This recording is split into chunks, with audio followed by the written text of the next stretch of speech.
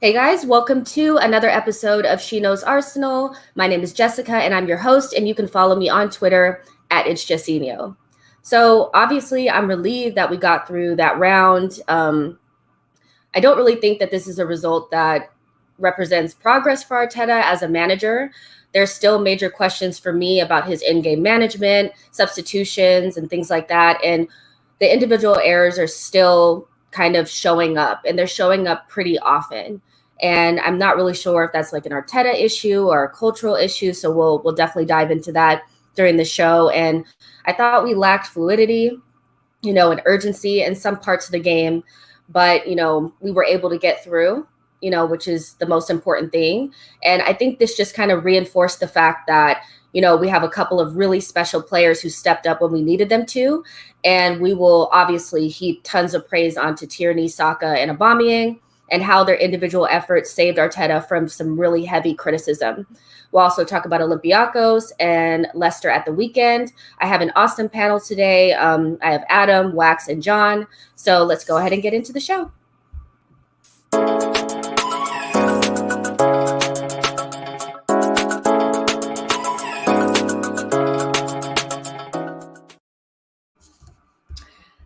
Hi, guys. What's going on?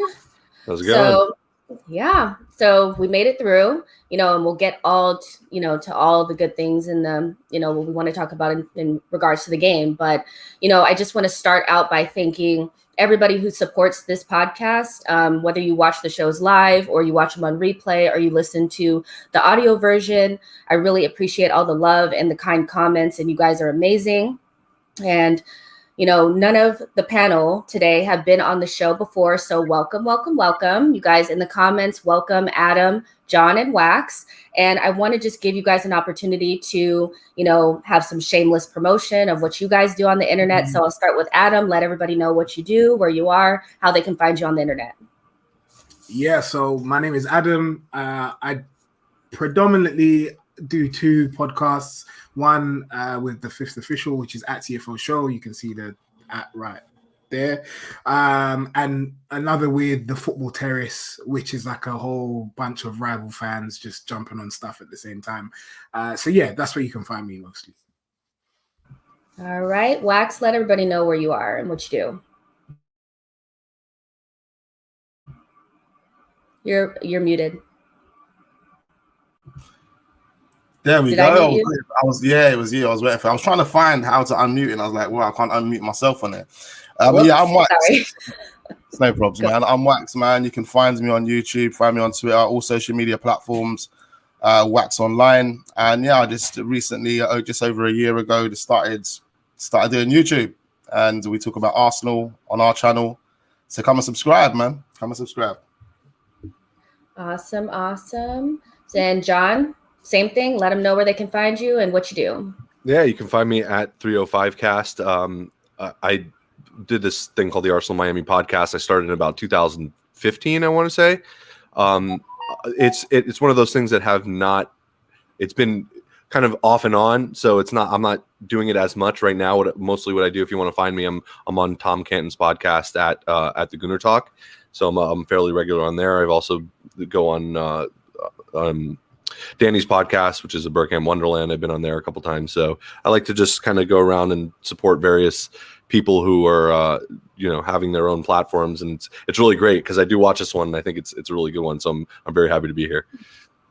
Awesome. Well, thank you guys. Obviously I'm so excited to have you guys on here. First timers, hopefully you guys will be repeat visitors or whatever you want to call them, and we can have you guys on again. So let's go ahead and jump into the show. Let's start out with the first goal. So obviously to me, it was a beautiful goal. It came in about the 20th minute. And with Saka, he just did a little out to in movement, and Odegaard passes him the ball, and he uses a little shoulder dip to throw off the defender, and he slips the ball into Aubameyang, and it's 1-0. I'm going to go to John on this one. So Saka has 6 goals and 7 assists in all competitions, and he's just 19 years old. For you, is he our most important player at this point? I think without a doubt, he's our most important player, which is kind of crazy to say about a 19-year-old kid. And it's almost, I don't want to say it's precarious because you're in a situation where you have this exceptional young talent who grew up around the club. I mean, it doesn't get much better than that, but it is still a little scary to rely that much on a 19-year-old. And it's one of those things where he doesn't see. I mean, he's knock on wood, he's always available, it seems, and he's always there to put in a shift, which is what we need right now. We need a consistent player who's able to actually make an impact on the game and change the game, and that's exactly what Saka has been doing. And it's interesting because when he first got his start, it was in the Europa League, so Emery kind of gave him his shot, and we saw him flourish from almost the get-go. And since then, it's just been this meteoric rise for the young player. So this has been a cauldron for young players to kind of show that what they can do, and to come back and not only show, listen, this is where I started off, in the first team, but leading the team to essentially survival in a European competition with Champions League hopes on the horizon is absolutely amazing for someone who's 19 years old. I agree. Yeah. Wax, do you want to heap more praise onto Saka, or I feel like we do it every week. I think John's already said it. He's an incredible talent, man. He's definitely got the potential to go on and be one of the best players, in the world. I would advise him just to stay focused, keep building, keep developing, self-developing. But in regards to into how he played yesterday, it was tremendous. The goal, the pass that broke the defense for Aubameyang was incredible. You see glimpses of Ozil in that pass, and you can tell he's definitely been learning from Ozil when Ozil was at the team, and learning from a lot of the players. You know what I mean? And it's taking everything on board, staying humble, and just going out there trying to get a job done. And that's why I like him, because he doesn't have an ego. He just wants to keep proving himself, keep performing, and that's what we're seeing. So loads of praise to him, man. Hope he can continue that. You know what I mean? Yeah, and I think that one thing that we always keep hearing about Saka is his family unit, the people around him, that support him, and I think that he's a really good example of somebody that has the right support system to help him become the player that we think he's going to become. So and I don't know. This is what worries me, though. Even though that's great and all, because that will help you achieve success. Yeah. If Arsenal do not meet those expectations and ambitions, or if they don't start showing ambition, it will lead to him and his family deciding for him to move on. And that's what I was going to lead into, which is it's a good thing that you touched on that, because I was just about to ask you, how important is it for us to build the squad around him? In the summer, it was about building the squad around Aubameyang, but I almost feel like we need to pivot away from Aubameyang and start building the squad around Saka to support him with the right type of characters, so that we can keep him, so that he does feel like we're being competitive. What do you guys kind of think about that? Just, building the squad around Saka in the future. Yeah, 100%. It definitely I can see Arteta slowly doing that. The promotion of Smith Rowe, as we know, Smith Rowe is, I think they're best friends, him and Saka. They go way back, and that helps Saka. If you've noticed, since Smith Rowe's actually come into the team, we've seen Saka elevate. We've seen him actually grow within himself, become a bit more, confident in his game. And you're right, building the team around him, bringing other characters similar to him, pick players that want to win, players that are just, intelligent, have that level of intelligence, just like Saka does. That's what we need. That's what we need, and that's what we're lacking in our team right now. That football intelligence, and I think Saka adds that to our team going forward. Do you know what I mean? Yeah, for sure. I definitely think that he needs more players, like you said, similar to him, with the football IQ, hardworking, that want to win. The more of those types of players that we have in the squad, the better that he'll become. So that's really important moving forward. I mean, I can't speak any more about how great he is, because it's almost like we don't really mention his age anymore. He's obviously our best player. He's obviously our most important player. He plays every single game. Arteta clearly knows that, without him, we're definitely a different team, so I think we're lucky to have him. I don't really know what else to say about Bukayo. But he's good, yeah, for sure. Yeah. So let's talk a little bit about Dani Ceballos and the individual errors. Let's just kind of get this over with. Dani Danny had 2 individual errors that were punished really harshly in that game.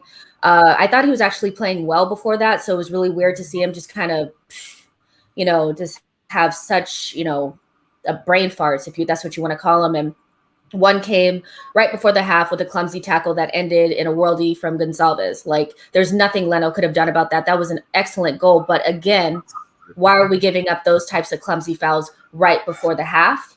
The second one was an attempted header back to Leno, I think. And, it just seemed like he had a lack of spatial awareness there.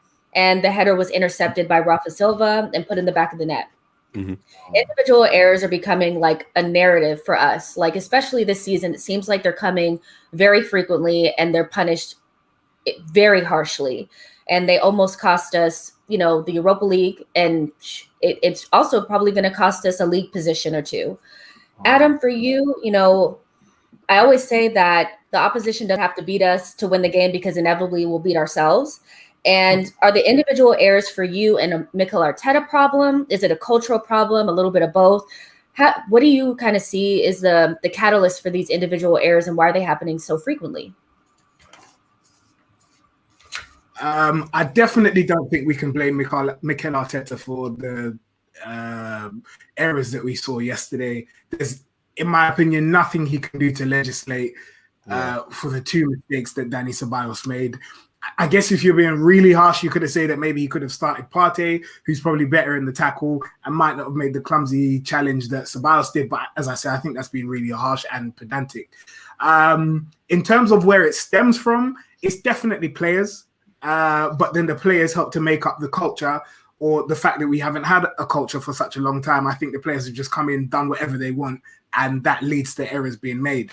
And so I look at players like Dani Ceballos, who is clearly a very good technical player, but when the right structure and framework isn't around him, he just looks like he's lost at sea. So I think all of that just combines to make a lot of players that don't quite fit together. There's different pieces of different jigsaws that mesh together, and it just doesn't work. It just doesn't look very good. Ultimately, I think Arteta needs to get out the players that don't quite fit his system, bring in players that do, and hopefully we will begin to see some of these individual errors move away.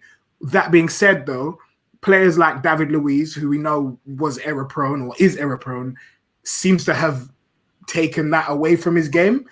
So I do think Arteta should get some kind of praise for at least helping to make them less frequent as they were beforehand. I don't know. I mean, I get it. Like, it's hard to blame Arteta for things that happen on the field. Once they kind of cross the white line, it's kind of on them. But he's we're gonna have to get these players kind of out, especially the repeat offenders. I think David Luiz, he still has a mistake in him here and there, and I think ultimately his reputation leads to some problematic situations like it did with Wolves and things like that. So I think it might be a little bit harsh to blame Arteta for it. And if they're happening this frequently, even with Arteta trying his hardest to get it out of the team, that just shows you how deep it is in, like, rooted into the culture in this team. It's often, it was with Cedric the other day, Holden the other day. How many own goals do we have this season? We have quite a few, at least 3. So I think those definitely need to be cut out. I'm not sure. I'm not an expert, but those have to go because they're really, really costing us. Like, I don't even know. I'm really shocked at Dani Ceballos. I'm shocked that even, he had 2. You see yesterday, I think Dani Ceballos was playing well. Like, in the first half, he seemed like the only one that playing well. Seemed like the only one that had a bit of energy, the only one that actually wanted to try and get the ball forward. Everyone else was trying to pass the ball sideways, backwards, all of this type of stuff, and it was actually winding me up. And I think what made him make those mistakes is him trying to do a bit too much yesterday, and I think he was just trying to overdo it.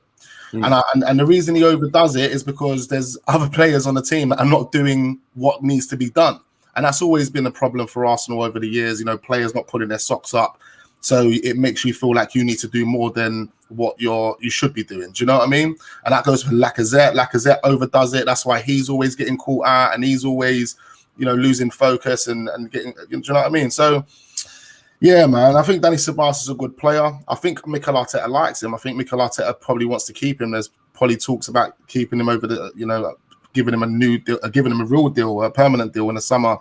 I think he likes him, but maybe Adam's right, finding a real centre midfielder that can actually fit the system, partner up with Thomas Partey correctly and effectively and go from there. Do you know what I mean? Yeah, I'm hoping that these are things that we're not really talking about, in a year or so. I hope we really do just cut these out, and maybe it's just a matter of, just them working through it and some of these players leaving and those types of things. But let's move on to something a little bit more positive. Kieran Tierney said after the game that they were talking about his goal, and he said, I just wanted to get the goal ASAP and get another one, and John, KT really took it upon himself to keep us in that competition.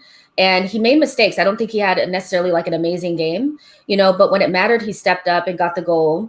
And I just want to, ask you, is this a type of player mentality that Arsenal has been missing?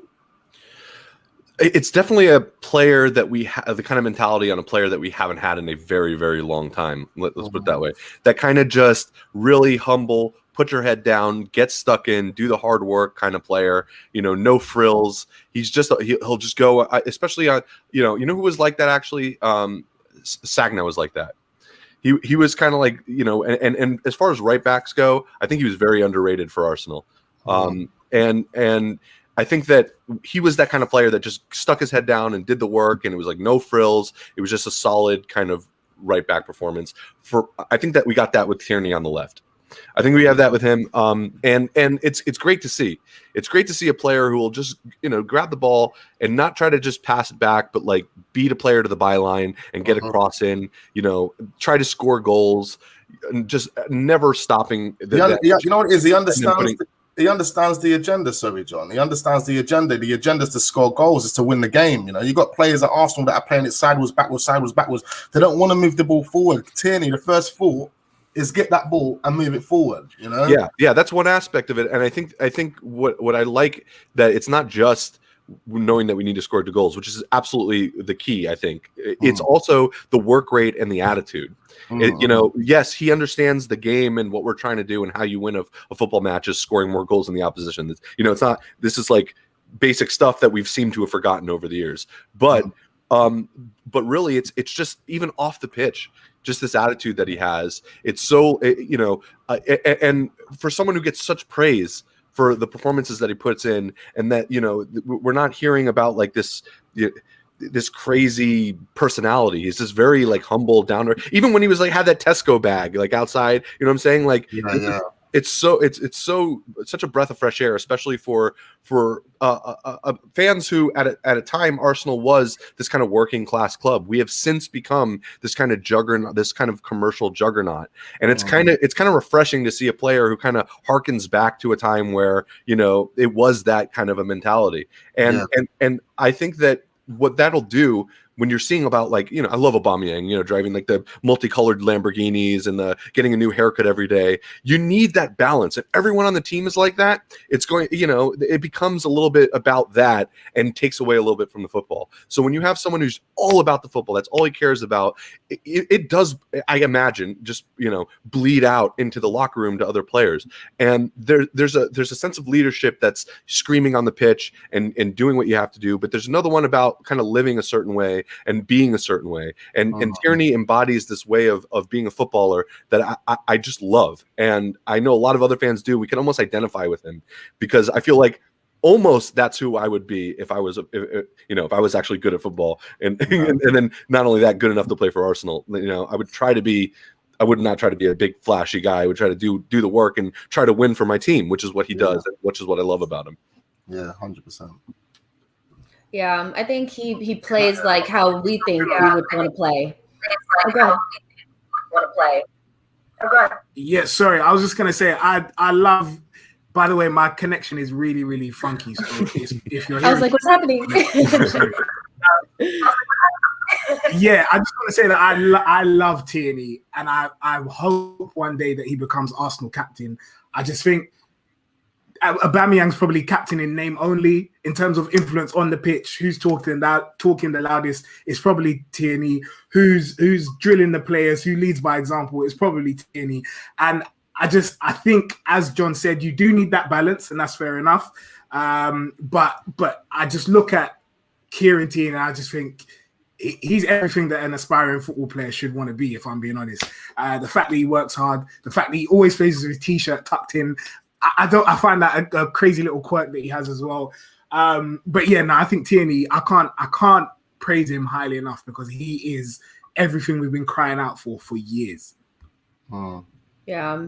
I mean, he plays just like, I feel like, how we think we would play if we got an opportunity to play for Arsenal. That's what we see in him. He's so relatable. And I feel like he thinks about the fans when he's playing. He thinks about what the fans are going to think, and I don't think that they should like live for the fans. But I mean, I know we're not in the stands and we're not in the stadium, but I like to see players that give 110% as if they're like, I'm doing this for you guys, because sometimes it just feels like they're, I think with the sterile environment as well, not having fans, sometimes that kind of bleeds into the, I'm just kind of going through the motions. You can't really get that type of urgency and that type of, pressure onto the game. But he seems to have it no matter what's going on. I mean, there's several clips of him. I put one up this morning where I think it's like one of their players tackled him and he got up and he looked at him like, I'm going to kick your ass. Like the next time we come around, I'm kicking your ass, And then there's the one where he ran past the guy and said that you were flopping or you dove or whatever. I mean, he's a class act. And we're, again, lucky to have this player with us. I mean, Raul was shady as hell, but thank you for Tierney. Thank you for Tierney. Like, that's one good thing that you did. And there's a reason why all the fans were waxing poetic about him when he came over here, out of Scotland, because that's what we're getting. And we kind of were like, well, we don't really know what, unless you've been following Scottish football, really what that entailed. And then he started playing for us. And then it was like, oh, okay, I got it. Yeah. It's so easy to see why he's so endearing to the fans. And it's everything you just said. It's like, and you know what? The personality shouldn't matter that much.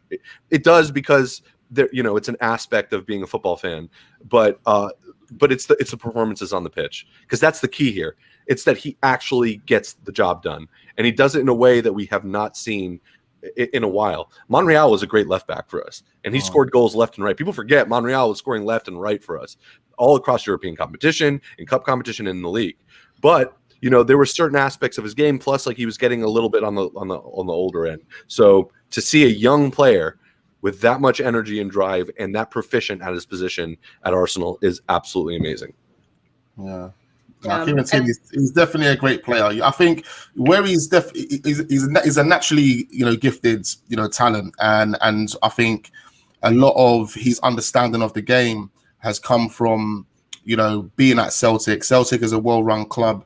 They're a successful club in Scotland, so all he knows is win. That's all he knows. He's got a winning mentality, so therefore he's going to breed that on the pitch, and that's why and that's why we've seen that in his performances. Whether the other guys around him step up or not, he is always 100% giving his all. So, and I think he gets that from growing up in Scotland and being around those guys in Celtic. So, good man, he's a great player, man. Yeah, for sure. I don't want to go too crazy about it, but there was a real funny stat after we won the FA Cup. So once he won the FA Cup, talking about being a winner, the way that it worked out, and I'm looking at the stat now. So after he won the FA Cup, that's the 12th trophy he won in his career. So that means that he averaged, at the time he won the FA Cup, a trophy every 16.2 games in 194 appearances. So every 16.2 games of his professional career at the time of the FA Cup, he won a trophy, which is kind of mad. And obviously not like a realistic standard, but you're right. That's where the mentality comes from, and you can understand when you see Arsenal getting moved to, or they're losing, or they're having a bad game. Tierney is so frustrated because all he wants to do is win, and that's all he wants to do. Do you know what I mean? And that's understandable. He's a great player, man. I'm looking forward to seeing him, be the Arsenal captain. I think Mikel Arteta should start it from the beginning of the new season, in my opinion. Yeah, I completely agree with that. And Yo-Yo put up a comment. Thank you, Yo-Yo, for your comment that I don't know if you're a guy or a girl or I'm sorry, Yo-Yo. Yo-Yo. But Yo-Yo, thank you. You know, you're always in the comments. But, you know, Xhaka, Luiz, Hector, these are all players that, you know, Arteta clearly likes and counts on, you know, but for me, it's like they don't have that Vieira-esque type captain mentality that you need. They're professionals, you know, they probably work hard in practice. He likes their personalities, but I don't really give a shit about that, to be honest. You know, I don't really care if you're professional. I don't care about that. What I care about is that you do what Vieira showed me a captain was. When you go out there, you make it your business to win the game. You know, and if you're not going to do it, he's going to do it. You know, he would ignite a fire under the team's, you know, ass by just doing a big tackle, you know, by just talking shit to another player, by going head to head with another crazy in Roy Keane. And that's what I see in Tierney. That's what a captain is. I don't care about professionalism, how much you're getting paid, how many goals you score. I think he should be the captain next season. I think that not having a true captain hurts us. And maybe that's where some of the soft mentality comes from, is there's no inner leadership. You know, Arteta can't do everything. He needs to put people in place in the locker room that can motivate this team from a player-to-player standpoint. And I don't care if he's 22 years old. I don't care if he hasn't been at Arsenal that long. From the moment he stepped into the Emirates, to me, he was the captain. He's the only one who plays like it, and that's all that matters to me. You know? I see with those three names that we've got on the screen there, who was that again? That was Saka, Luiz, Heki, and Heki B. Yeah, they're all like, in my opinion, they're all kind of bad influences. They don't set the right example. They don't have the right mentality. And what I mean by that, to break it down, for me, Bellerin doesn't have the right mentality going into big games. He worries, he panics. He's already put it out there to say, "Oh, we don't expect to beat Man City, or we never this, that, the other." So he's already down in tools the moment he goes into big games. So he hasn't got the right mentality for us to even be a captain or even be mentioned. Yeah, and then you're looking at Xhaka. Xhaka has high level of commitment. He's always putting his neck on the line. He fights for the team. I can admit that. But then he's got the wrong attitude. He has the wrong attitude in games, and I think that rubs off on other players. And we've seen situations in the past with Saka where the armband situation that the other. I don't think not everyone's getting over that. So again, for me, that's not setting the right example. That's not being a key figure. And then David Luiz, that again has bad attitude, says this, that, the other. Has had arguments with Arteta. It's just like, and then he's relying on those people to be the core of the team, and then it just doesn't work for me. It doesn't make any sense. Why? Because you was going to say something, Adam. Was you going to say something? Yeah, I think. I was just going to wait till you finish. Sorry, it's just that in an interest of playing devil's advocate, do we think that Aubameyang, by the fact that he scores lots of goals and he's our savior a lot of the time, do you think that is a good example of him being a captain because he's kind of leading by example and doing the best he can in his position? Or do you think you need to have those attributes of like, I'm going to shout at you and tell you when you're doing something wrong? Because I really don't see that in Aubameyang's character. I think there's different. I think there are different kinds of captains, right? You have that Vieira kind of scary captain. You also have that really likable, everyone get along, let's be a family kind of captain that also has a positive aspect to it as well, And yeah, the fact that he does play well on the pitch, and especially recently, not so much at the beginning of the season, definitely last season. But there are different kinds of captains and different kinds of leaders. There are leaders who will not talk and don't scare you one way or another, but just lead by example. There are ones who are extremely professional. It really depends on what Arteta is going for, and it's such a and if you've ever played any kind of team sport, it's such kind of a unique dynamic that it's hard to kind of assess what is going on in the locker room without actually being there. So for that, it's kind of a cop out, but at the same token, Arteta is in the best position to know what these players need to be motivated, arguably, because we've kind of entrusted him with that role as the manager of the football club. So if we accept the premise that Arteta is in the best position to kind of figure out what's best and know the personalities of these players more than anyone else, then if he's saying, Aubameyang is kind of the one going forward. That being said, however, you also have to say, what happens if you just take the captaincy away from Aubameyang? It doesn't. From an optics perspective, it's a poor look potentially. And if you look at the circumstances where he got the job in the first place, it kind of also makes sense that maybe it might not have been his ideal pick. And this is all speculation, but he was trying to get him to sign a new contract. It was probably we could not lose Aubameyang there, and I think that was on the line. And if you ask me, if you ask me to really play devil's advocate with this situation, it's that I think that is the guiding force behind why Aubameyang is the captain right now. I personally think, without knowing who's in the dressing room right now, or the personalities in the dressing room, that he's probably not the ideal choice of a captain right now, despite where but then again, that could change. All of a sudden we see this weight that was put on his shoulder, which could have been affecting him from a performance perspective. That he was being called a legend and building a statue and all of this stuff, and we saw that's what. I mean, Adam's making a face, but that was the narrative surrounding his re-signing with Arsenal, and it was like this. The YouTube live videos or the Instagram live videos and talking with Righty and all of this stuff. I think there was a lot of pressure there, and I wouldn't be surprised if that was a big aspect, maybe with some family stuff as well, that led to kind of his goal situation that he had this season. So maybe coming back from that is a good example for the young kids, but I wouldn't be surprised. And I know Waxy was kind of like nodding along with me on this. If there was a pretextual reason for why he was made the captain that had nothing to do necessarily with his leadership abilities, it had to do with keeping him on the team, knowing that he was a valuable person to have here, and knowing that we needed him. He was the cornerstone for whatever kind of rebuild that we were doing at the time. So that is my explanation as to why I think that he was made the captain, and why I think it's not necessarily the ideal choice, but why it was made.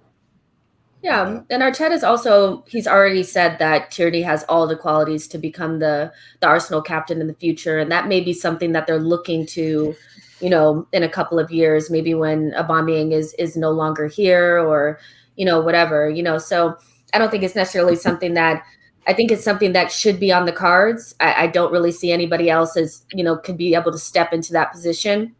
He's been a captain before. He has a winning mentality. So it's not something that I'm really stressing out about at the moment. This really is like if you want to call it, almost like a gap year. We call that in America, like when you're, you take a break, you don't go to college right away. It's like that in between where you're trying to figure out who you are and all that kind of stuff. So that's really what this is. It's a trial run. We're kind of trying to figure out what pieces work and what don't. So I would expect Tierney to become the captain at some point. It may not be next season, because I do think that it might be problematic to take it away from Aubameyang, and if Tierney can be kind of like a captain, a vice captain in silence, kind of behind Aubameyang, I don't think that that's a problem either, so, but yeah, we've done the Tierney talk, I just love that kid so much. So let's just kind of go back to the game a little bit. The second goal was in the 87th minute when Saka pings a beautiful cross to the back post, and Aubameyang is there to head the ball in. And it's a goal that keeps Arsenal in this important competition. I'm going to go to Adam on this one. Aubameyang came under a lot of scrutiny for missing chances against Benfica in the first leg, and is kind of Casper-like performance against Man City, if that's what you want to call it. And did that winning goal and the goal in the first half really just kind of make up for that and kind of put things right for Aubameyang?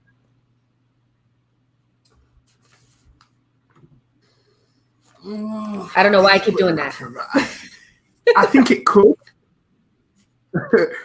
I think it could put things right for Aubameyang. It kind of depends on how he kicks on from here, because in the Premier League, we're in the middle of a really sort of tricky run. We've got Leicester. I can't remember who's coming after that, but we've got some difficult games anyway. And I know one of the criticisms that people have of Aubameyang is that he doesn't score against the big teams, which I personally think he's put to bed. But, people always love a stick to beat someone they don't like with. So I think in terms of all of the stuff that John mentioned about his mum being ill, the pressure on his shoulders of him being captain, the pressure of him signing a new deal, which kind of takes him into the highest earners at the club, I think all of that should kind of be put to bed. hopefully. But ultimately, I'm not too sure I care, because during that run that we had in December, Lacazette came up with the goals. And even though Aubameyang's ones kind of dried out at the time, someone was scoring, people were stepping up, people were filling in. So as long as somebody is scoring, as long as we're getting the results, I don't really mind. Although it would be nice for our club captain and for someone who we gave a contract to at the age of 31 to kick on and do good things. But really, for me, I'm more about the results rather than Aubameyang himself being successful, as much as I love the guy. Yeah, I mean, he has 13 goals in 26 games, Lone Star Londoner said, and I think that's good for him. You know, I mean, he started off a little rocky, and you know, but I think you kind of get we know what we're going to get from Aubameyang at this point, right? You know, it's if we don't set him up in a way where he's going to be successful, he kind of just floats in and out of the game. He's not really a pressing player. He's not really going to give us that build-up play like Lacazette does. But, you know, I'm willing to kind of give him a pass a little bit, just because, you know, I want to give him the benefit of the doubt.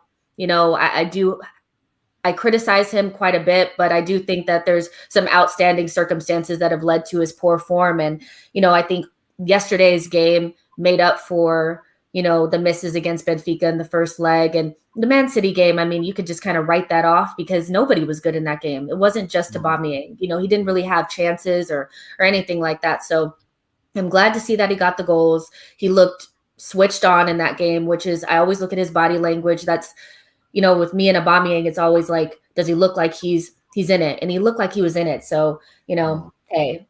But Wax, I want to come to you on this one. Do you think we were 5 minutes away from a complete fan base meltdown? You know, Arteta would have come under some serious pressure, at least in the media, if we had gotten knocked out by a poor Benfica side in the round of 32. Yeah, it would have been absolutely crazy. I'm not too sure if the KSC would have pressed the button. You know, a lot of people are unsure. People think, no, he's going to stay here. They're going to trust him. There's this process, and you know, I'm not too sure, man. If I was, you know, at the helm and I was running this club, if he would have got knocked out yesterday, that would have been the final straw. I would have sacked him and pressed the button and moved on. But I think it would have been a meltdown. I think everyone would have been going crazy. I was halfway through the game on my watch along, absolutely shitting it. I was bricking it like, oh my God, I was so worried, especially when they got the 2 away goals. I was like, no, I was screaming in my house. Like my partner had come in and was like, calm down, like you're talking too loud. Bro, it was so mad. Like, but yeah, it would have been crazy if we would have lost that game. We're so lucky we got back into it in the last minutes. And in regards to like Aubameyang, I think if we can play to Aubameyang's strengths, I think we did do that yesterday. Halfway through the game, we started seeing him playing on the last man a lot, and we're just trying to find him, you know, breaking, you know, trying to break the lines, trying to get the ball through to him. If we have creative, intelligent midfielders that can do that, I think Aubameyang will be at his best again, scoring those goals. You know what I mean? Yeah, I really didn't want to wake up today with us knocked out, you know, by Benfica, you know, because I think it's just, you know, and I think Adam, you were on Tom's show and you guys were kind of talking about Arteta and how we needed more time. And, you know, there's a lot of criticism about him. And, you know, I hear what Wax is saying about, you know, wanting to push the button if he got knocked out. But realistically, we can't really do that at this point, right? We kind of missed the boat in December if we really wanted to push the button then. Now we kind of have to continue on. You know, what do you think the real repercussions would have been for this? I mean, he would have gotten scrutinized in the media, but nothing really would have happened, right? So, you know, would it have really mattered, or if you had gotten knocked out? It seems like we're kind of behind him. We're in this. I hope we're behind him. And it's funny because I heard a lot of people before the game saying, oh, this is make or break for Arteta. If he doesn't win this game, he's sacked. And I thought, really? Like, have I missed something? Because his remit at Arsenal just seems so much bigger than this one transitional season. It seems a whole lot bigger than a game against Benfica. And yes, it would have been absolutely peak if he had lost a Europa League tie at the exact same point in another season. It would have been terrible. But I think the fact that he's been given the title of manager, the fact that he has to clear out all of this dead wood, the fact that he doesn't have a squad in his image yet, to me would suggest that he will be given more time had he lost the game yesterday. So I was a little bit kind of concerned about people saying that stuff yesterday because I didn't really get it. But that being said, I do think that during the game I understood why people were Arteta out, because the style of football for me was a little bit, I don't think everyone gets it. I don't think everyone gets the whole patient, methodical play. I love it. I've always been a fan of Pep, and I think Arteta, having worked with him, is kind of trying to build a team in that mold. But I don't think everyone loves it. And yesterday, the penny dropped for me, and I understood why people don't like Arteta as much as I do. I think this comment is really what sums it up, right? Is that the fans would have been in complete meltdown, but he still wouldn't have got sacked. That's pretty much what it would have been, and I just didn't want to wake up. It disappoints me. Sorry, it disappoints me really, because at the end of the day, there's a level of expectation. Arsenal don't have a level of expectation. They don't value the league. They don't value the manager. They don't value the fans. They don't value the competitions that we're in. They don't value nothing. This is the reason why we haven't won the league since 2004. This is the reason why we sold all our best players to our rivals. I mean, all they care about is the finances. If they really cared, we would have won the league by now. We would have had a job done by now, but we haven't. It's because they don't value anything apart from the finances. If you look at Chelsea, for example, Frank Lampard, prime example, club legend, biggest legend they've ever had. You would have thought the way Arsenal go on about Mikel Arteta, you would have thought the Chelsea would have gone on like that about Frank Lampard, but that's not, because this is business. The business is that we want to win the title. We want to get back in the top four. We need to compete because we value this league. Therefore, Frank, if you can't get a job done, what we're going to do is we're going to sack you and we're going to move on. That's how business works. At Arsenal, we only care about the finances. As long as the finances are in the green, we don't care about the results. And how do they keep the finances in the green? They manipulate and they keep fans on board. They get their sponsor deals in. They do all that type of palaver. And us fans, we just string along. And we're here following some process that's someone like a team like West Brom fans should be following. Our process should be within the next 12 months. We need to be back in the top four. We need to be, back in that challenging for the title. That should be our expectations. When Unai Emery come in, nobody labeled Arsenal a mid-table team. Nobody. All of a sudden, within 12 months, everyone's saying, "Oh, it's because we're a mid-table team." So the fact our own fans have been manipulated to lower their own expectations because of the incompetence of this board. There we go. In my opinion, I believe Arsenal got a good enough team to compete in the top four right now. We just lack in the experienced manager, the manager that has the know-how to get the best out of these players. We can clearly see that only one or two players are playing to a certain level. And no one else really is playing to that level, and it's very, very disappointing. We have to be real.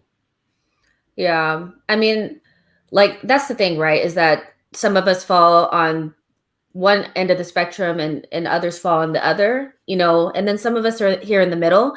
I'm definitely somewhere in the middle, where I think that, because to me the squad it's not mid-table 10th, 12th place, but it's definitely not top four for me.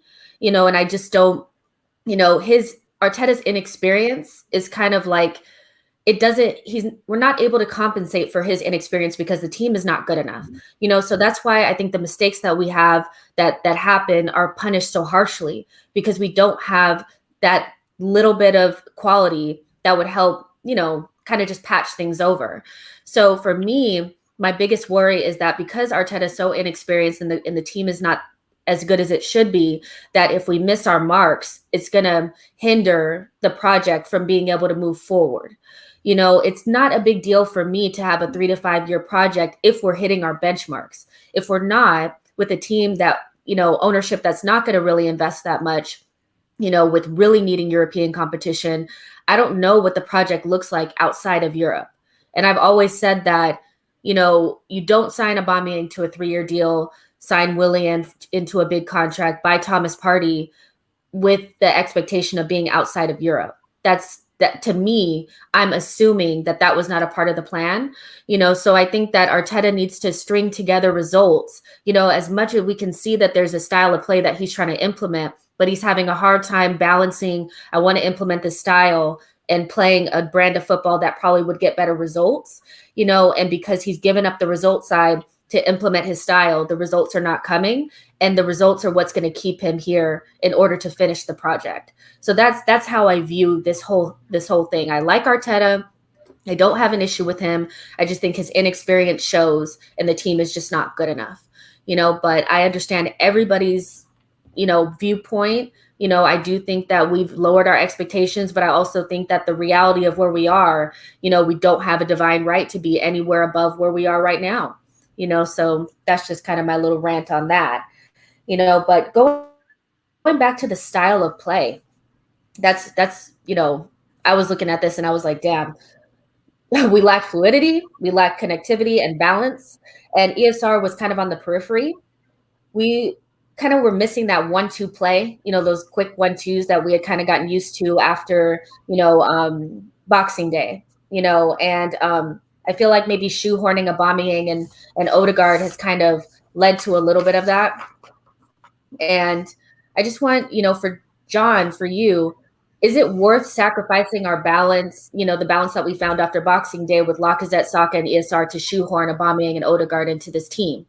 Because to me, that was the best football that we played, was those maybe 4 or 5 games after Boxing Day, but that didn't include Odegaard and that didn't include Aubameyang. We may be getting the goals from Aubameyang now, but the style of football that we're playing is kind of choppy. It's not as fluid. What do you think? Yeah, I think that's spot on, and it definitely, the period before we started seeing like a kind of an uptick in very exciting, dynamic performances, and like you said, I think since we've kind of tried to shoehorn certain players in, it has diminished. My caveat to that is really twofold. One of them, it depends on what Arteta sees as the future of Odegaard. If he believes that we're going to re-sign him and that he is going to actually play a significant role in the club, then by all means, I think that the right course of action is to try to incorporate him in a successful way. And then that kind of ties into my second point, which is really about the evolution of what Arteta sees Arsenal Football Club are and moving towards. I am willing to take a decline in a short-term decline in our form, even though we were playing a brand of football that I particularly liked better previously, if it means that there's a kind of clear-cut goal for the future that we're going to be working towards. And if that's what Arteta is doing, then by all means, I think we need to sit back and kind of wait and see what kind of support he gets in the summer and what he can kind of build in that regard, if these are the blueprints to doing something. Obviously, there's a lot of question marks, one of them being my first point is like Odegaard, for example. But one thing I did notice that we're doing more now is going right through the middle of a defense, trying to put, and everyone likens Odegaard to Ozil in that regard. Well, some people do, because we've kind of, for a while since we've lacked that number 10 role, kind of that threat through the middle where a defender could be, where our attackers could be on the shoulder of the defender and run directly towards, a one-on-one situation with the goalkeeper, which is exactly how Aubameyang scored that first goal. And we've seen it recently. So when Odegaard's not playing, I think that the creativity from the midfield is a bit lacking in that regard. We don't have that dynamic attacking play that, by the way, has been kind of a cornerstone of Arsenal football. When you think Arsenal football, you think those 1-2 passes, but you also think of these like really smart penetrative passes that just completely take the defense out of the game and put one of our players in a box. I mean, Henry used to score those goals all the time. Even Giroud used to score those goals all the time. So yeah, well, all the time might be pushing it a little bit, but my point is that style of football is one that's a little bit more uniquely Arsenal than certainly what we've seen under the beginnings of Arteta and certainly under Emery or Freddie. So if we're moving towards that and kind of a recapturing of that aspect of our game, I'm okay with it. But I'm with you in that it is a little concerning to see certainly a dip in the dynamism of our attack, the excitement of our attack. That could just be how many games we have recently. I mean, I think fitness plays a big part of this as well, and I don't want to discount that. So while I agree that there's a demonstrable dip in this kind of dynamism and 1-2 passing and all that, I'm not ready yet to chalk it up to Arteta just shoehorning certain players in, especially if the goal is to have a solidified plan going forward, which I think might be the case. What do you think about that, Adam? Like, for you, would you prefer to see what you saw after Boxing Day, or do you think persisting with trying to make something work with Aubameyang, somebody that we signed into a big contract, and Odegaard, somebody that I think Arteta likes and wants to figure out a future for, is more important? Because I'm looking at Emile Smith-Rowe on the left-hand side, and I'm like, wow, he doesn't look as good over there, you know, and is that going to hurt him moving forward, or is there a way to combine it all and make it work?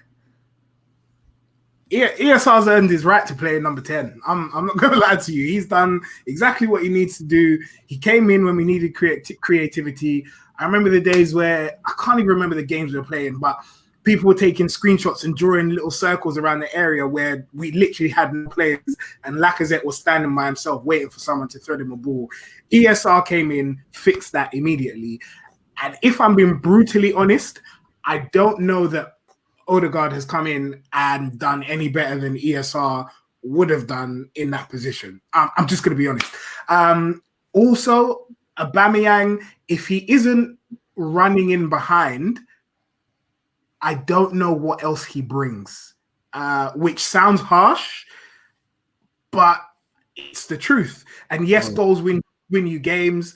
And I think that he has those in abundance, but in terms of our overall play and us being more cohesive and bringing the fluidity that you mentioned, I think Lacazette offers more in that respect. So yeah, I don't really know. I like to see ESR, but you have to understand that with him being young, he's going to have inconsistencies. So you have to kind of balance that with the overall objective. So I'm not too sure. I think it's something that we have to take game by game. Yeah, I think that, you know, it's just kind of like, wow, like I really like the way we played, you know, in those couple of games. So I got kind of like, I was bought into that. And now what I'm seeing is a little bit different. I don't think it can't work. We just have to work on it and see who are the best pieces in those spots. You know, I do think it's a little harsh on Lacazette and Pepe, you know, because they both were playing so well, and just to be kind of like dropped completely, you know. And I think ultimately Pepe is not in the squad because Arteta likes ESR and doesn't want to hurt him, you know, because he did earn the right to be at the number 10. And I think he's more concerned about making sure that ESR feels, you know, respected and cared about and all that kind of stuff. But so harsh on Pepe, you know, I don't know how I feel about that. You know, he's paid to make these decisions, but you're going to need Lacazette and Pepe at some point in the latter end of the season.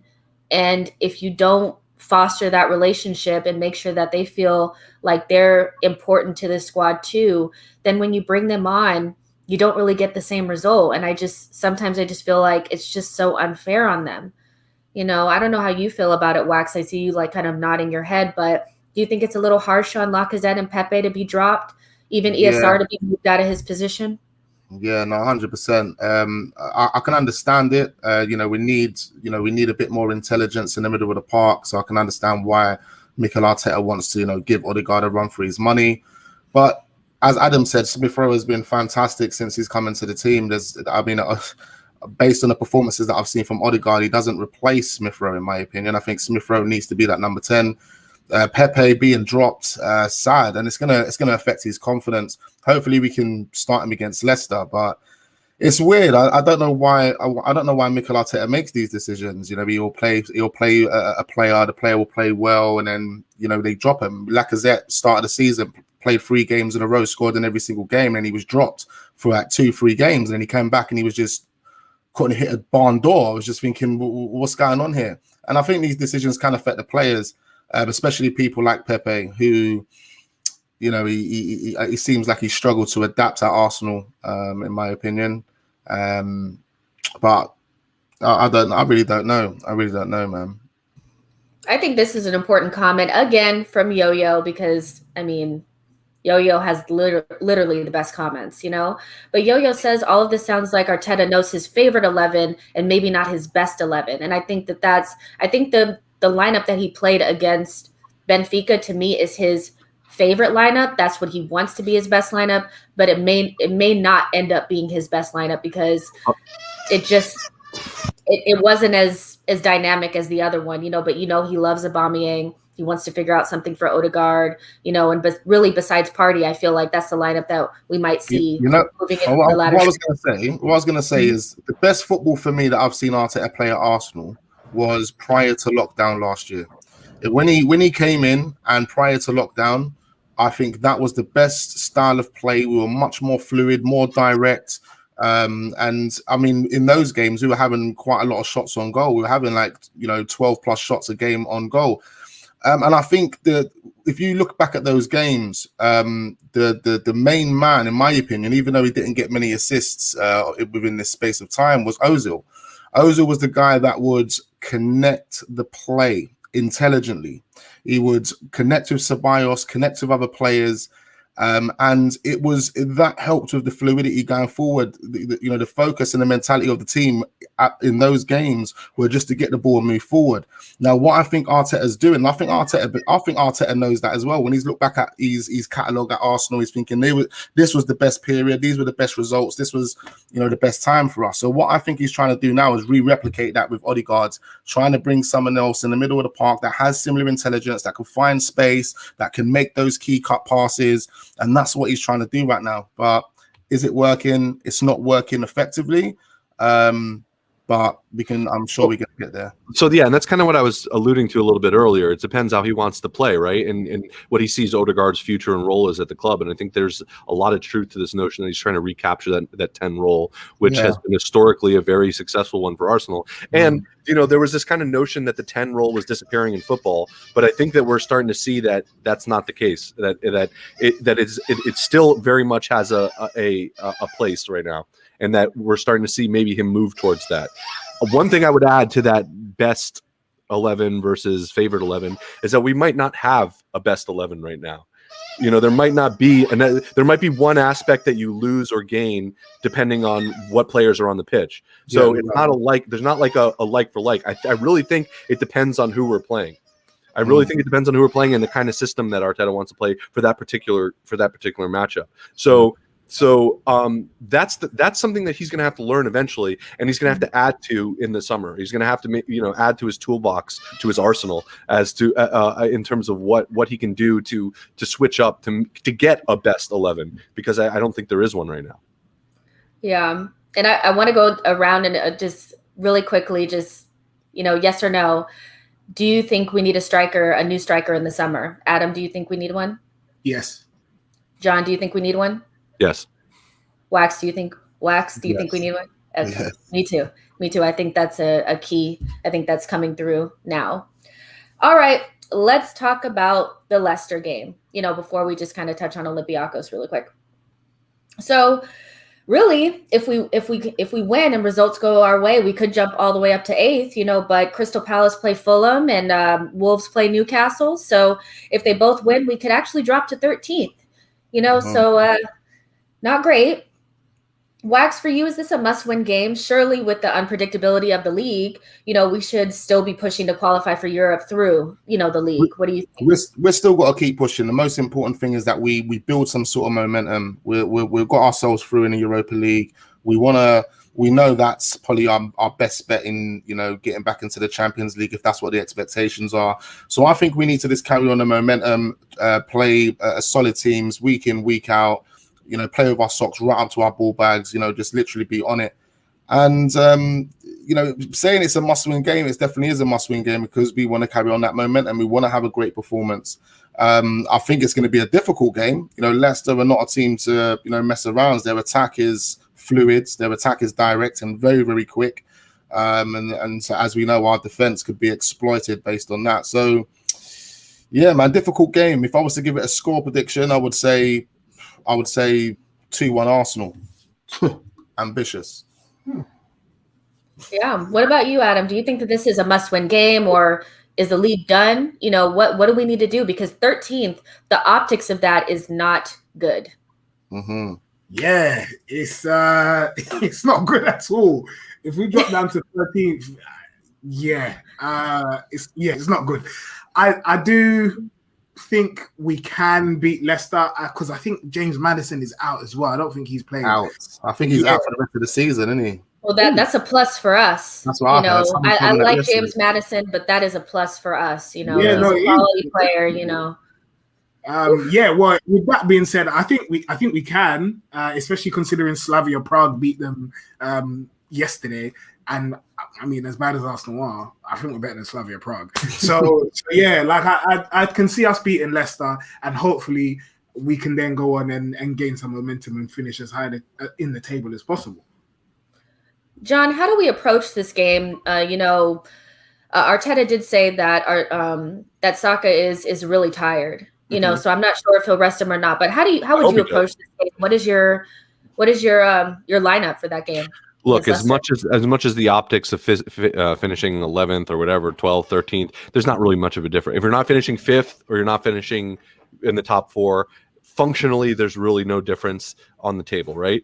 And this is a time where Arteta needs to prioritize what we need to do going forward. Getting into Europe is absolutely key. If we can get into the Champions League next season, it's a game changer. It's an absolute game changer. The trajectory of the future of this club from a 10-year project might get cut down to a 3-year project. And so that I think that it's all hands on deck to try to win the Europa League right now.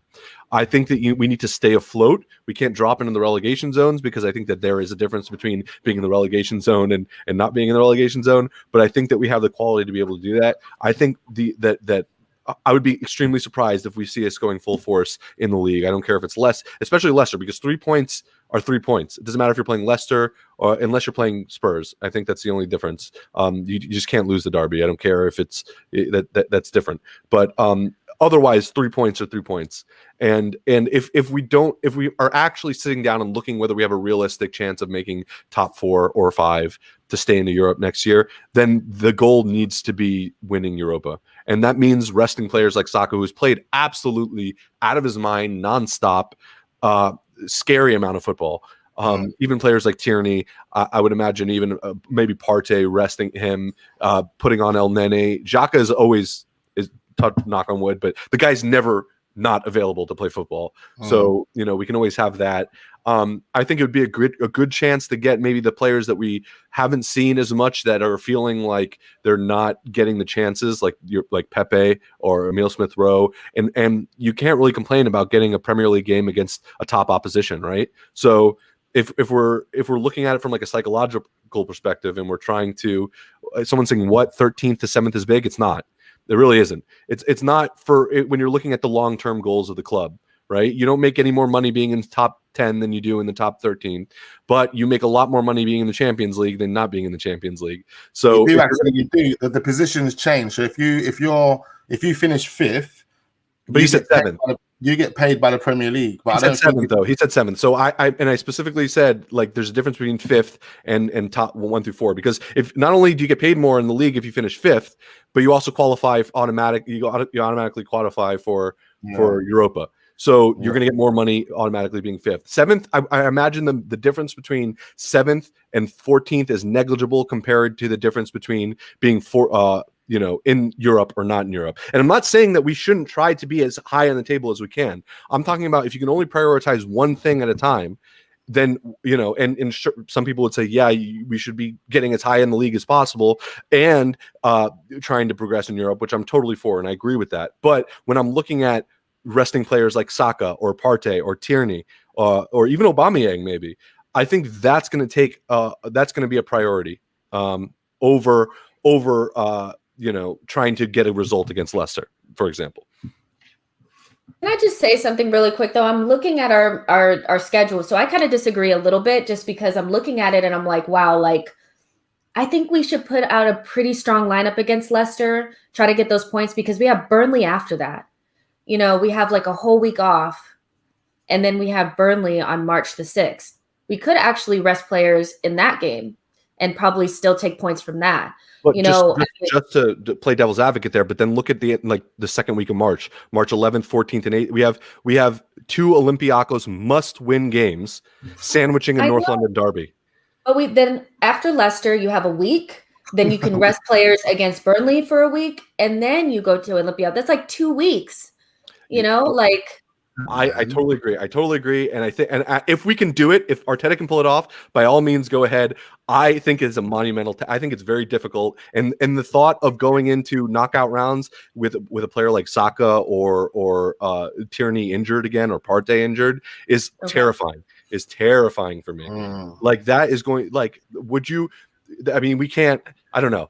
There's absolutely maybe they can be on the bench. Like, maybe they can be on the bench. Yes. And then if things are not going right against Leicester, because I just feel like if we could get 6 points, get 3 points from Leicester and 3 points from Burnley, like, that might really help us. You know, I still think that there's some space in the league for us to move up. But I totally understand. Like, I'm not Arteta. I'm not getting paid to do this. I'm on a podcast and I'm just giving my opinion. You know, he's getting paid to make these decisions. So, you know, it's up to him to make the right ones. But I think we all make sense. You know, it really just depends, you know, on how you think about our chances in the league and injuries and rest and all that kind of stuff.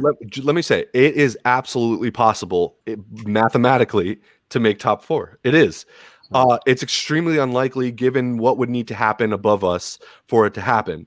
But it's not out of the realm of possibility. It's not out of the realm of mathematically. It's there. We can still technically make top 5. I don't think we will. I don't think we'll even break into top 6, but we could, and that'd be great. And it looks a lot better.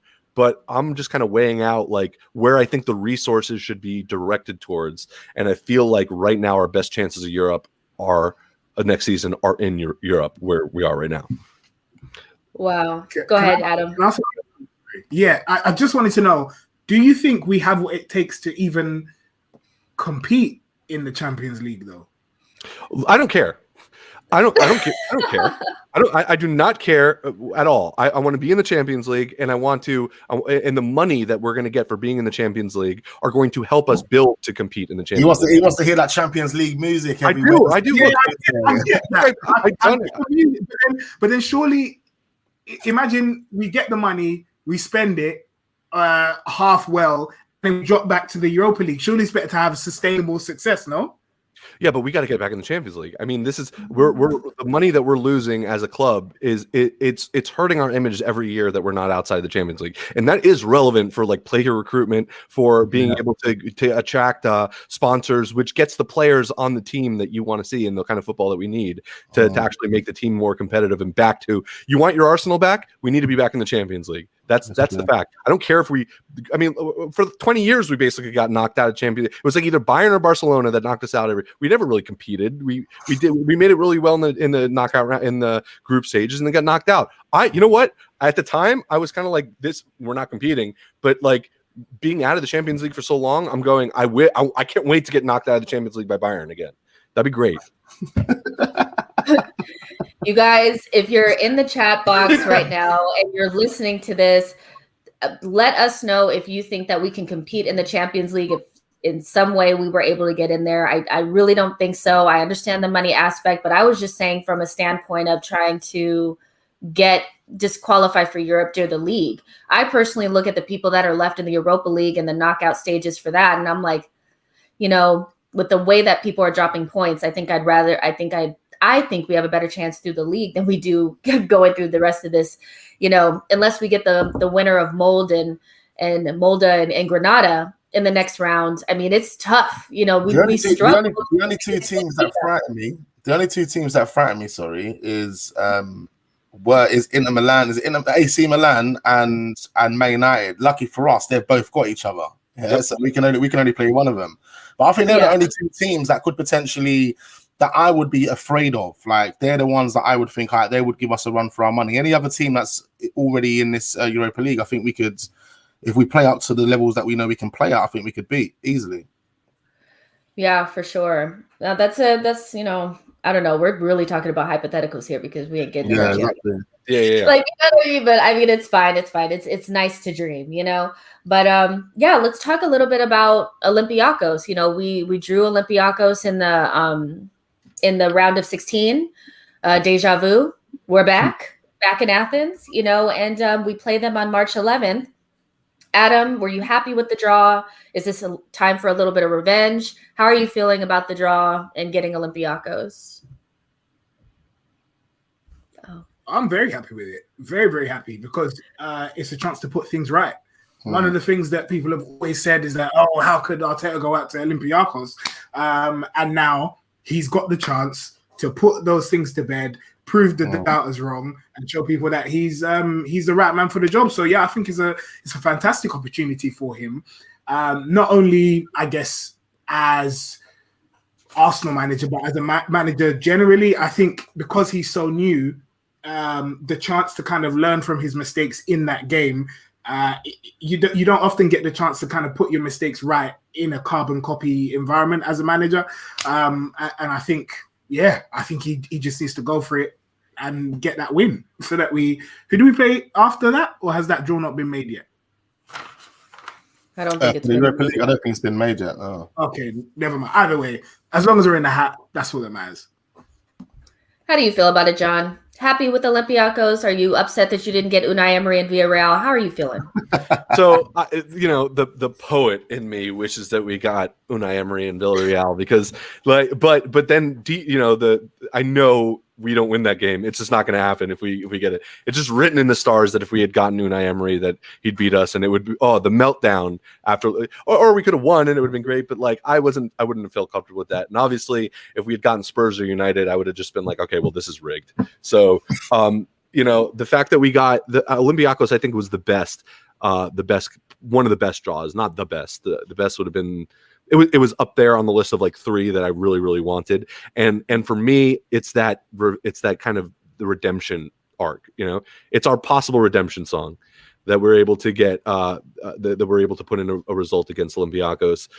That being said, I think what's so great about it, not only that redemption aspect of it, it's a team that I think that we could beat on paper, but it's also one that I feel like we know now that we can't take for granted, and that we can't, and that's the thing that we do sometimes.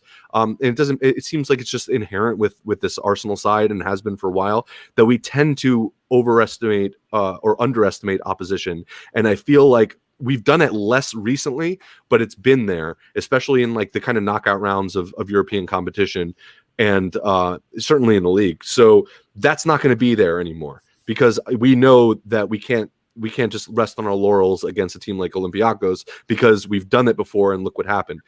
With that being said, if we do come out and rest on our laurels and we get beaten again, I think that's even worse than that's even worse, right? Because there's no excuse. We would have known that they have the quality and that they can kind of get a job done against us if they need to. But all in all, super happy about this one. I feel like we're going to win this one, and yeah. We'll go on to the next one. What do you think, Wax? Unfinished business, man. Unfinished business. We got to go there and absolutely hammer them, man. Revenge is sweet, I tell you that. You know, and I think Mikel Arteta would have, analyzed the last time we played Olympiakos, learned from it. He seems like one of those managers that go into games, if he loses them, draws them, he analyzes them and he learns from them. He tries to do better. I think we can go to Olympiakos and get a job done. It is going to be difficult. They're a hard-working team, and they've got Socrates. I mean, Socrates is probably going to want revenge on Arsenal as well, isn't he? Over the 2 legs, can we get the job done? Yeah, I think we can get the job done. It should be an easy win for Arsenal, man. Yeah, I fully expect us to be able to win this. But again, what did I say in the beginning? The other team doesn't necessarily have to beat us. We can always beat ourselves. So I'm hoping that there's no craziness. We can just take care of business and get to the next round. But I'm happy with the draw. I'm so glad that we didn't get something unreasonable like Manchester United or Villarreal. I just put it in the chat that if we had drawn Spurs, we would have played them 3 times in a row in like a week or so, because we play. Like I said, No, man. There's a part of me that would love that, but I think the part of me that cares about my health does not want that. Pretty much, I mean, just the game yesterday, I was day drinking. I was drunk by the time the game was over. I was tired. I was energetic. Like, all of my emotions were out of whack. So I don't need to be doing that again against Jose Mourinho and Spurs. Like, 3 times in a row. Yep. Good. I'm good on that. In knockout rounds of a European competition that we need to win, we don't need that stress. The fan base doesn't need that stress. Arteta and the players don't need that stress right now. Olympiakos is a way better draw, in my opinion. Yeah. Awesome. So, you guys, I want to do one round of questions. If you guys are up for it, just a couple more minutes just to get some questions in. If you guys are up for it. And there's 33 people in chat right now. I need to say 33 likes on this video. I need you guys to subscribe to the channel. And yeah, so we have a question coming up right now from Yo-Yo, of course. Yo-Yo, thank you for your question. Anybody who wants to answer this, I don't know. But if you believe Arteta will prioritize Europe, would you like to see more youngsters in the Premier League matchday squads? What do you think? Since I was the one that said that I think he should prioritize Europe, I'll go ahead and I'll take that one. Yes, I would absolutely like to see him. If he will prioritize Europa, I would love to see some of the youngsters in the squad. I think it would be a great chance for Martinelli to get legitimate game time because we may need him in the knockout stages of the Europa League. So to be able to put them in, if we're going to prioritize Europa to get into the Champions League, I feel like there's no better cauldron of competitive matches than the Premier League.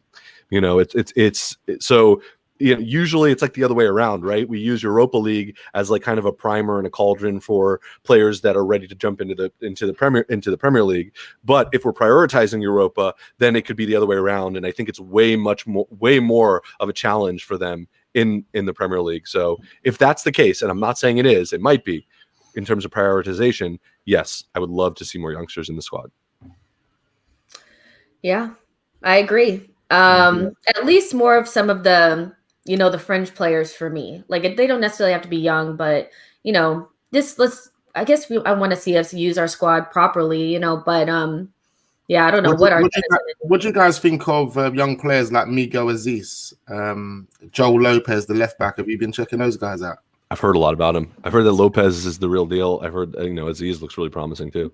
That might save us some money, and that's, we're going to do like a whole podcast on just like squad building for the summer, and maybe even one about the academies to get a closer look on, who's actually there. But if you can imagine like maybe replacing, El Neni with Aziz and, not having to go into the market and actually getting a backup left back for Tierney and Lopez, that is how we should be using the academy. I just don't think in the last couple of years we've used it properly, and we need to put more emphasis in that. I'm pretty sure that Mertesacker and Arteta have talked about some sort of plan and Edu on how to, connect, the first team to the academy so that we can cut corners. And ultimately the academy is meant to serve the first team in one way or another, either in squad positions or, real first teamers like Saka or player sales, so if we can use that a little bit smarter, I think that is the focus. I think, that is one of Arsenal's philosophies, to focus on the academy,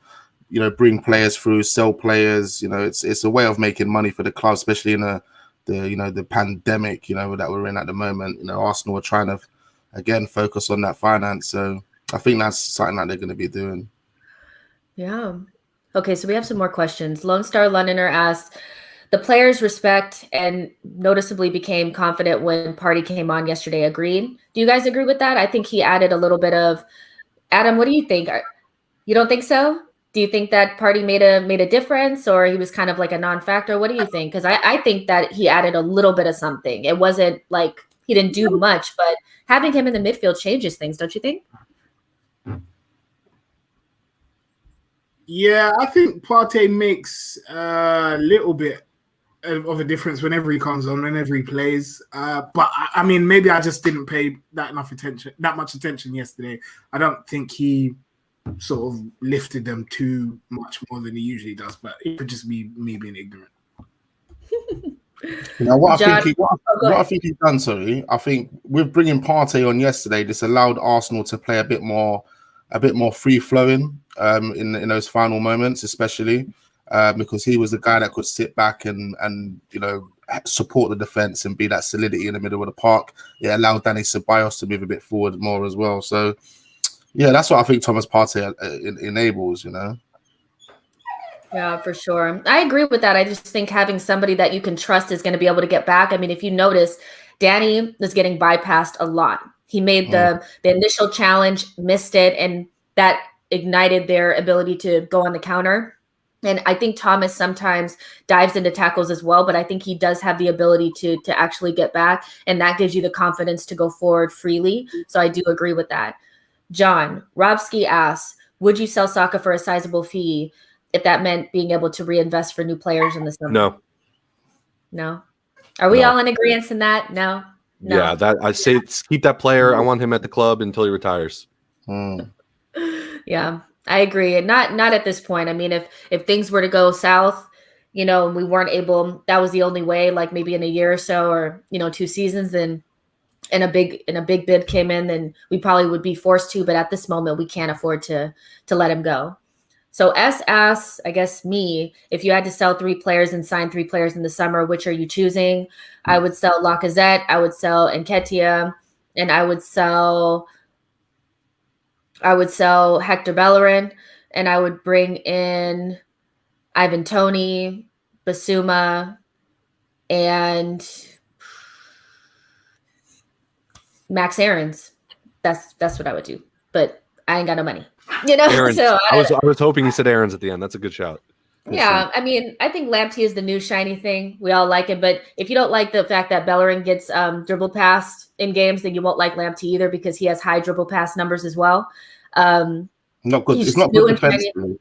Yeah, he's not really good defensively, but I think Aarons gives me more of a Tierney vibe. I think he would be easier to acquire. Also from Brighton, he has a set price tag already that's been set ahead of the transfer window. So, yep, you guys know I'm Basuma all the way. I think a Basuma, Odegaard, Partey midfield is a grown-up midfield, that's going to do things in the Premier League. And, and we need a striker. We all talked about that earlier. We definitely need a striker, and I would take Ivan Toney from Brentford. I think we need to dive into the championship market. We don't do it enough. So if those are the players that we brought in, and also that keeps our English player number up, bringing in Aarons and Ivan Toney, they're both British. So yeah. And you guys, I think that's good. We've done the round. We did a good job on this. I asked you everything under the sun. You guys did an amazing job, giving your opinions. And I really appreciate that. I appreciate everybody in the chat. Thank you for being active and being here and supporting the podcast again.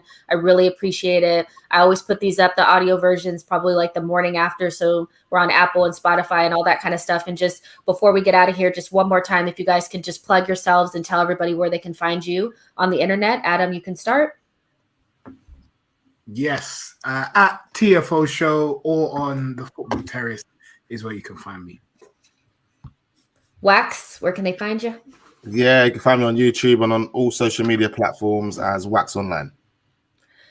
And John, where can they find you? You can find me on Twitter at 305cast and generally on the Gunner Talk podcast with Tom Canton and folk.